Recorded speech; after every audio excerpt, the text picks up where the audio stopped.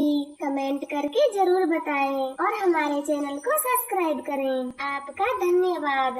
वो बेआसरा उड़ती हुई जा रही थी। तोते को एक पेड़ पर बैठा हुआ देखकर वो वहाँ रुकती हैं। मिठू, मेरी सास ने मुझे घर से निकाल दिया है। मैं दूसरे जंगल जा रही हूँ। अगर मेरा पति विदेश से वापस आए तो उसे बता देना। चिड़िया, आप वहाँ कैसे रहोगी? ऊपर वाला मेरी मदद करेगा। मुझे कोई ना कोई आसरा मिल ही जाएगा। वो माँ बेटियाँ फिर से उड़ती हैं। उड़ते उड़ते उन्हें रात हो जाती है और वो सब एक घने पेड़ पर बैठकर रात गुजारने का फैसला करती हैं। मम्मा, भूख लगी है। मम्मा, मुझे भी बहुत भूख लगी हुई है। सुबह होते ही मैं अपनी बेटियों को भोजन लाकर खिलाऊंगी। बस ये रात किसी तरह गुजर जाए। इतने में उन्हें कोई शोर सुनाई देता है। चाचा छमछम अपनी साइकिल पर आ रहा था। उसे उल्लुओं ने रोक लिया था। जो है वो निकाल दो, वरना तुम्हें जान से मार देंगे। मेरे पास कुछ नहीं है। ये कहते हुए चाचा छमछम अपनी पैसों वाली थैली अपने पीछे छुपा लेता है। मम्मा चिड़िया और उसकी बेटियाँ ये सब देखकर बहुत डर जाती हैं और डर के मारे गुड़िया के हाथ से उसकी गुड़िया नीचे गिर जाती है, जिसे देखकर वो उल्लू डर जाते हैं। भूत भूत, भाग बड़े भाग, भूत आ गया। ऐसे वो उल्लू वहाँ से भाग जाते हैं। फिर वो सब पेड़ से नीचे आ जाती हैं। आपका बहुत बहुत शुक्रिया चिड़िया, आज आपकी वजह से मैं लुटने से बच गया। मगर ऐसी रात में आप यहाँ क्या कर रही हैं? मेरी सास ने हमें घर से निकाल दिया है। चाचा जी, मेरा पति विदेश में है। हम बेआसरा यहाँ रात गुजारने के लिए बैठी हुई थी। आप मेरे साथ मेरे घर में चलें। मेरा घर बहुत बड़ा है। आप मेरे साथ रहें और जब आपका पति वापस आ गया तो आप चली जाना। चिड़िया तो ये सुनकर बहुत खुश होती है और वो सब चाचा छमछम के साथ चली जाती हैं। घर जाकर चाचा छमछम उन्हें भोजन देता है। आपका बहुत बहुत धन्यवाद चाचा छमछम, जो आपने हम बेआसराओं को आसरा दिया और खाने को भोजन दिया। पक्षी ही पक्षियों के काम आते हैं। आपकी वजह से भी तो मेरी सारी जिंदगी की कमाई लुटने से बच गई, वरना वो लुटेरे तो मुझे जान से ही मार देने वाले थे। ऐसे ही कुछ दिन गुजर जाते हैं। चिड़िया अपने बच्चों के साथ वहाँ रहने लगती है। मम्मा चिड़िया अपनी बड़ी बेटी को साथ लेकर जंगल में जाती और वहाँ से सूखी लकड़ियाँ काट कर लाती और चाचा छमछम उन लकड़ियों से पक्षियों के घर बनाता। ऐसे उन सब का गुजारा बहुत अच्छे से होने लगा था। फिर एक दिन चिड़िया का पति भी विदेश से लौट आता है। रास्ते में उसे गोरिका भी मिलती है। बहू को तो घर से निकाल दिया, क्यों ना अब माँ बेटे की भी लड़ाई करवाऊं। बहुत मजा आएगा माँ बेटे की लड़ाई देखकर। गोरिका भी चिड़िया के पति के पास जाती है। लौट आए तुम विदेश से, जब तुम्हारी माँ ने मार मार कर तुम्हारी पत्नी को घर से निकाल दिया। ये आप क्या कह रही हैं? ऐसा नहीं हो सकता। मेरी माँ ऐसा नहीं कर सकती। उसने तो तुम्हारी पत्नी के साथ साथ तुम्हारी बेटियों को भी घर से निकाल दिया। विश्वास नहीं तो घर जाकर देख लो। फिर चिड़िया का पति गुस्से में अपने घर जाता है। माँ, रानो और मेरी बेटियाँ कहाँ हैं? बैठो मेरे बेटे, पानी पियो, मैं सब बताती हूँ। जैसे ही तुम विदेश गए, तुम्हारी पत्नी घर छोड़कर किसी अजनबी चिड़े के साथ भाग गई और साथ में अपनी बेटियाँ भी ले गई। माँ, मुझे गोरी कौवी ने सब कुछ बता दिया है। आपने ही मेरी पत्नी और बेटियों को घर से निकाला है। मैं भी जा रहा हूँ। मैं अपनी पत्नी को ढूंढने जा रहा हूँ। मत जाओ मेरे बच्चे, मुझे छोड़कर मत जाओ। मैं तुम्हारी दूसरी शादी कर दूंगी। मगर उसका बेटा घर से चला जाता है। उस गौरी ने तो मुझे कहा था कि मेरे बेटे की दूसरी शादी कर देगी और फिर खुद ही सारी बात मेरे बेटे को बता दी। लगता है ये सारा काम गौरी ने मुझसे जानबूझकर करवाया है। बूढ़ी सास बैठकर रोने लग जाती है। उसने बहू को घर से निकाला था और आज उसका बेटा भी उसे छोड़कर चला गया था। चिड़िया का पति अपनी पत्नी को पूरे जंगल में ढूंढता है और फिर उड़ते उड़ते वो घने जंगल में पहुंच जाता है। रानो चिड़िया लकड़ियां काट रही थी और उसकी बेटी उसके पास बैठी हुई थी। गुड़िया का पापा अपनी बेटी को पहचान लेता है और वहाँ आ जाता है। गुड़िया मेरी जान, आप यहाँ हैं? मैंने आपको कहाँ कहाँ नहीं ढूंढा। मेरे पापा आ गए, मम्मा मेरे पापा आ गए। गुड़िया अपने पापा से लिपट जाती है। जो माँ ने किया मैं आपसे माँ के किए की माफी मांगता हूँ। मैं भी माँ को छोड़ आया हूँ। अब मैं हमेशा आपके साथ ही रहूँगा। आप आगे, अब सब ठीक हो जाएगा, मगर हम माँ को ऐसे अकेले नहीं छोड़ सकते। उसे हमारी जरूरत है। मैं छोटी को ले आऊँ, फिर हम घर वापस जाते हैं। मगर रानो, माँ ने जो हुआ उसे भूल जाओ, गलती बड़ों से भी हो जाती है। फिर मम्मा चिड़िया अपनी बेटियों और पति के साथ वापस घर आ जाती है। माँ मैं आ गई, क्या अब तो आप मुझे घर से नहीं निकालेंगी? देखें मैं आपके बेटे को भी ले आई हूँ। मगर चिड़िया की सास तो फूट फूट कर रोए जा रही थी। बेटी, मैं कवि की बातों में आ गई थी और तुम पर अत्याचार किया। मुझे माफ कर दो बेटी, मुझे माफ कर दो। फिर चिड़ियाओं का वो परिवार खुशी खुशी जिंदगी गुजारने लगते हैं। रानो चिड़िया चूड़ियाँ बनाने का काम करती थी। टोनी को भी चूड़ियाँ बनाना बहुत अच्छा लगता। मम्मा मम्मा ये देखो, मैंने कितनी सुंदर चूड़ी बनाई है। टोनी बेटी, मैंने तुमसे मना किया है, मेरे काम को हाथ मत लगाया कर, पर तू है कि मानती ही नहीं। मम्मा मम्मा चूड़ी बनाना तो मुझे अच्छा लगता है और मैं जब सुंदर सुंदर चूड़ी बनाने लगूंगी तो आप भी खुश होंगी, मुझे डांटेंगी नहीं। नहीं मेरी बच्ची, मैं आपको ये काम नहीं सिखाना चाहती। आप पढ़ लिख कर बड़ी अफसर बने, तभी आपके पापा का सपना पूरा होगा। उनकी मरते दम तक यही इच्छा थी। तुम पढ़ो और खूब आगे बढ़ो। ठीक है माँ, मैं अब से पूरा ध्यान लगाकर अपनी पढ़ाई करूँगी, नहीं देखूंगी इन चूड़ियों की तरफ। मुझे पापा का सपना पूरा करना है, बड़ी अफसर बनना है। अपनी माँ की बातें सुनकर टोनी चिड़िया भावुक हो जाती है और अपना पूरा ध्यान पढ़ाई में लगाती है। मम्मा पहले घर पे चूड़ी बनाती और फिर उन्हें बेचने घर घर जाया करती। ले लो रंग बिरंगी चूड़ियाँ, ले लो रंग बिरंगी चूड़ी वाली पक्की पक्की चूड़ियाँ ले लो। अच्छा हुआ रानो जो तुम खुद ही चूड़ी लेके आ गई। दिखाओ दिखाओ, सुंदर सुंदर सी चूड़ी दिखाओ। 5 दिन बाद मेरी बेटी की शादी है। दीदी जी ये तो बड़ी खुशी की बात है। रानो तेरी भी तो एक बेटी है, उसकी शादी कब कर रही है?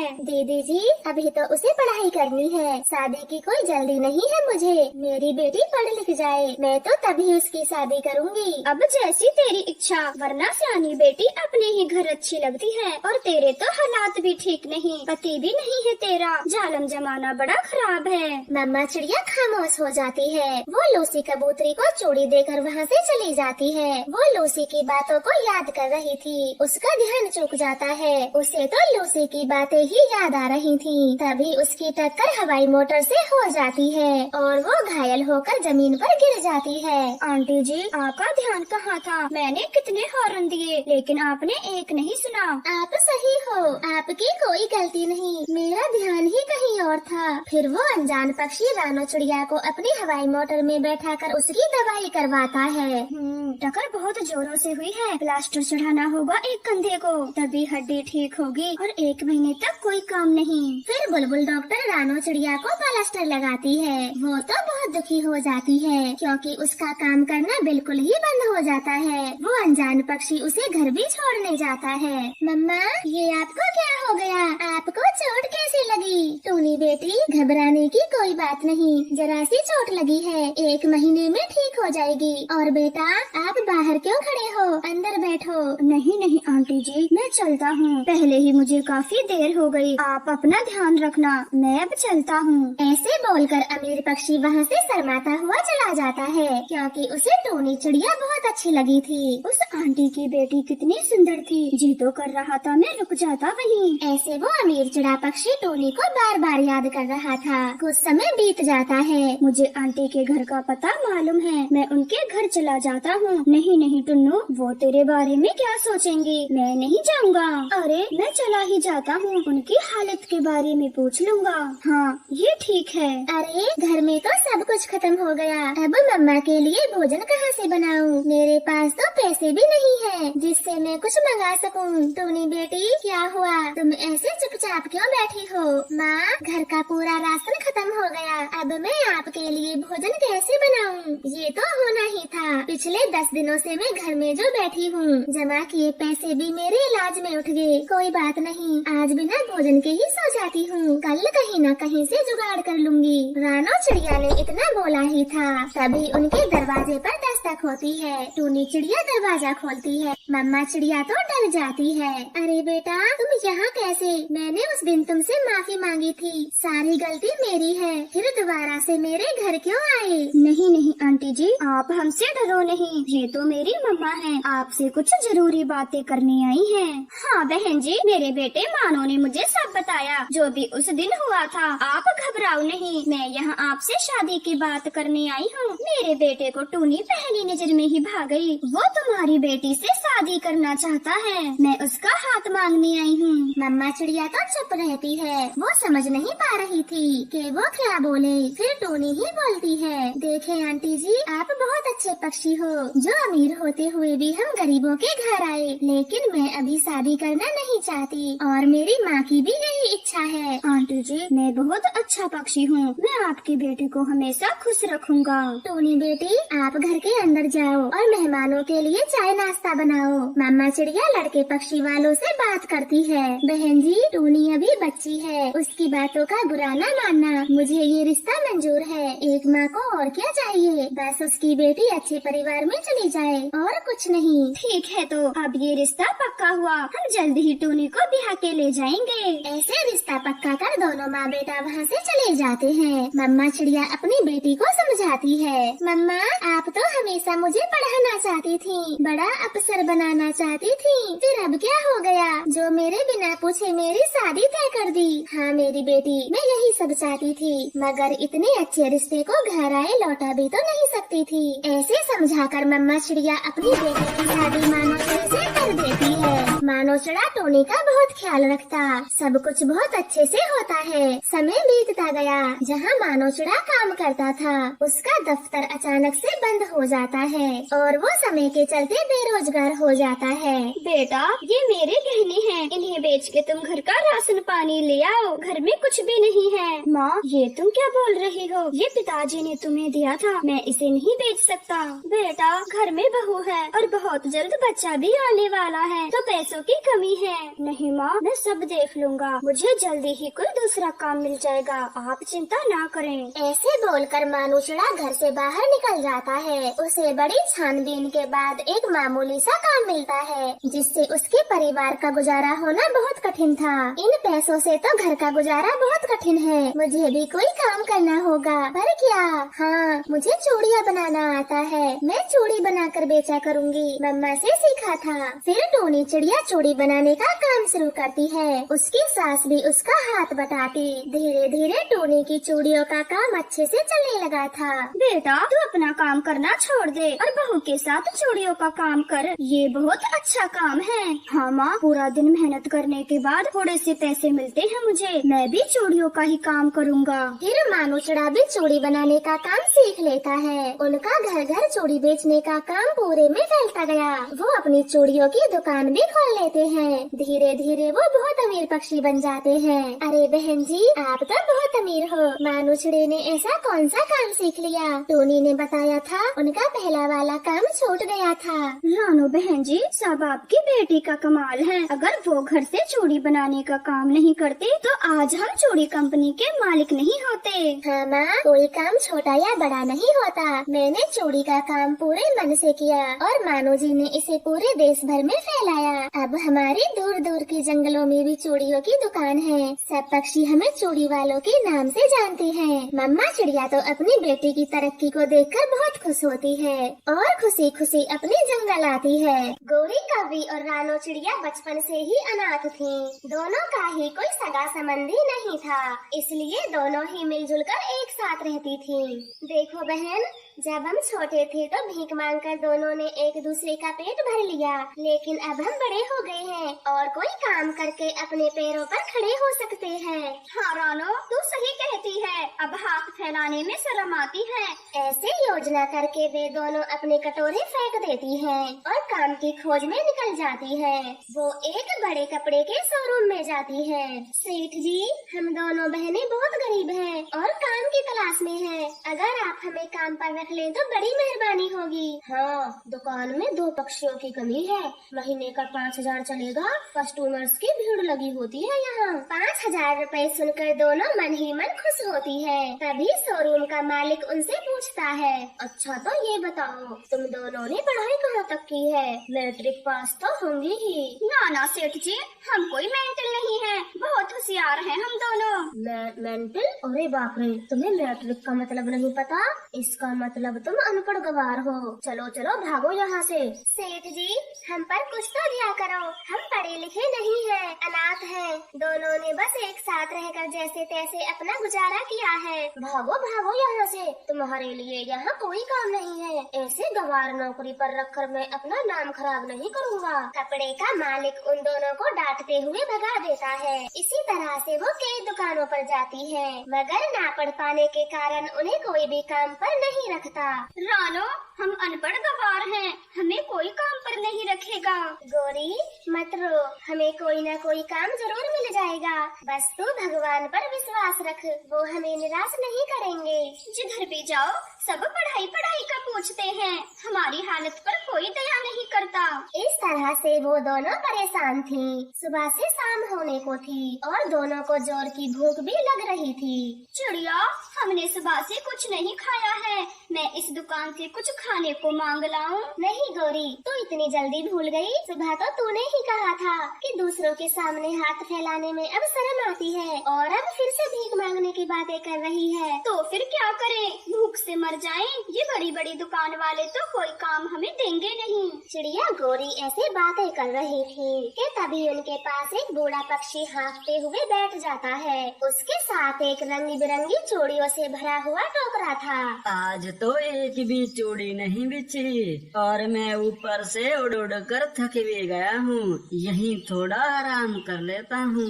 फिर चूड़ी वाला पक्षी अपने भोजन का डब्बा निकालता है और खाने लगता है। गोरी कौवी की नजरें तो भोजन से हटी नहीं रही थी। अरे बेटा, तुम तो बहुत भूखी लगती हो, ये लो एक रोटी खा लो।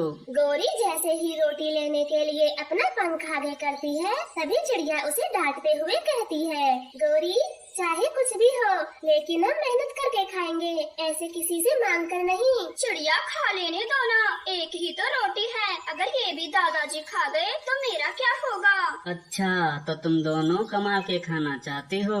ये लो, ये मेरी चूड़ियाँ हैं। जब तक मैं यहाँ आराम करता हूँ तब तक ये चूड़ियाँ ले जाओ और इन्हें बेच आओ, फिर तो तुम रोटी खा सकती हो ना। हाँ दादाजी, हम अभी सारी चूड़ियाँ बेच कर आते हैं, चलो रानो। चिड़िया को भी चूड़ी वाले दादा की बात अच्छी लगती है और वो गोरी के साथ चूड़ियाँ बेचने चली जाती है। गोरी, चूड़ी बेचने की आवाज लगाओ, ऐसे कोई चूड़ी खरीदने नहीं आएगा। ठीक है रानो, अभी लगाती हूँ, चूड़ी ले लो। रंग बिरंगी चूड़ी ले लो। आओ आओ बहन जी, बहुत ही सुंदर चूड़ियाँ हैं, आपके सुंदर सुंदर हाथों में खूब जचेंगी। अरे नहीं नहीं, दूर से ही अच्छी लग रही थी आपकी चूड़ियाँ, पर पास आने पर एकदम भद्दी हैं, कोई सफाई जैसा काम नहीं, नग भी उल्टे सीधे लगे हैं इनमें। क्या कहा? इतनी सुंदर चूड़ियाँ तुझे भद्दी दिखती है? अरे भद्दी चूड़ी नहीं, तेरी शकल है। अरे मुझे नहीं खरीदनी तेरी चूड़ियाँ, तुम तो बहुत बदतमीज हो। अरे बहन जी, मैं गौरी की तरफ से आपसे माफी मांगती हूँ, बिना चूड़ी खरीदे ही वो चिड़िया वहाँ से चली जाती है। गौरी को तो बहुत गुस्सा आ रहा था। गौरी, आज तक हमने कभी चूड़ी नहीं पहनी, तो इसलिए कुछ नहीं पता। बूढ़े पक्षी की चूड़ियाँ अच्छी नहीं है, कईयों में तो नग भी नहीं है और कई तो ठीक से गोल भी नहीं। चिड़िया कुछ भी हो, थोड़ी चूड़ियाँ तो हमें बेचनी ही होगी, वरना खाएंगे क्या? वो काफी देर तक जगह जगह जाकर चूड़ी बेचती है, एक दो पक्षी उनकी चूड़ियाँ खरीद लेते हैं और वह दोनों चूड़ी वाले दादा के पास आती है। क्या बेटा, बेच दी सारी चूड़ियाँ? दादाजी, आपकी चूड़ियाँ कुछ खास नहीं थी, इसीलिए बड़ी मुश्किल से 100 रुपए की चूड़ी बेच पाए हैं। ये लो अपने 100 रुपए। हाँ बेटी, वो तो है, अब मैं बूढ़ा हो चुका हूँ, ना ठीक से दिखता है और ना ज्यादा देर बैठ पाता हूँ, इसलिए जैसी भी चूड़ी बनती हैं उन्हीं को अक्लमंदी बेचकर जीवन काट रहा हूँ। दादाजी, आपके परिवार में कौन कौन है, हमें जरा बताओ। एक भयानक घटना में मेरी पत्नी और बच्चे मर गए, इसलिए मुझे अब ज्यादा पैसा कमाने से कोई लालच नहीं। जितने पैसे तुम्हें मिले हैं वो अपने पास ही रखो। लो, ये पैसे ले लो। ये कहते हुए बूढ़ा पक्षी वहाँ से जाने लगता है। तभी रानो चिड़िया बूढ़े पक्षी को रोक लेती है। दादाजी, हमारा भी कोई नहीं है, अगर आप हमें चूड़ी बनाने का काम सिखा दें तो हम अनाथ अपने पैरों पर खड़े हो सकते हैं और सारी जिंदगी भीख मांगनी नहीं पड़ेगी। हाँ दादाजी, हम सुबह से काम की तलाश में भटक रहे हैं, मना मत करिएगा, हमें चूड़ी बनाने का काम सिखा दें ताकि हम भिखारी भी अपने पैरों पर खड़े हो सकें। बूढ़े पक्षी को उन दोनों की हालत पर दया आती है और वो उन्हें अपने साथ घर ले जाता है और चूड़ी बनाने का काम सिखाता है। महीने गुजरते गए, अब गौरी और रानो ने चूड़ी बनाना सीख लिया था।